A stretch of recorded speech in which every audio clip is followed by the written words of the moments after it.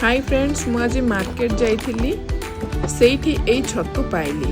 केउंझर रे एई छतु को रुटका छतु कहंती, गंजाम जिल्ला रे कुरकुरा छतु कहंती। आपण को जिल्लारू मोर एई वीडियो देखुचंती ओ आपणक पटे एई छतुर ना कण कमेंट रे निश्चय लिखिबे।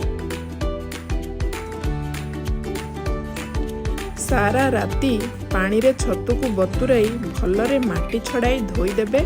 छतु को काटी अल्प तेल रे प्रथमे भाजी नेबे, तापरे पियाज मसला टमाटो देई छतु को तरकारी रेडी करिथिली। खाइबा को खूब सुआदिया। आपण माने निश्चय एई छतु तरकारी तैयारी करी खाइबे ओ कमेंट रे निश्चय जणाइबे केमिति लागिला।